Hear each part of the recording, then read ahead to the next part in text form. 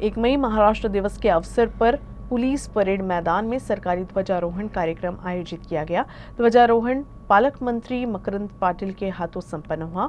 उन्होंने इस मौके पर सरकारी प्रगति का ब्यौरा देते हुए भाषण भी दिया, लेकिन पहलगाम हमले में मारे गए लोगों को श्रद्धांजलि देना भूल गए, जिसे लेकर चर्चाओं का बाजार तेज हो गया है। आज महाराष्ट्र दिनाच्या कार्यक्रमामध्ये शासकीय कार्यक्रम होत असताना पहलगाम हल्ल्यातील मृतकांना श्रद्धांजली अर्पित करणं हे अपेक्षित होतं, परंतु दुर्दैवाने महायुतीचं सरकार हे असंवेदनशील आहे आणि त्यांचेच प्रतिनिधी असलेले बुलढाण्याचे पालकमंत्री यांनी आपल्या असंवेदनशीलतेचा प्रत्यय पुन्हा एकदा दिलाय।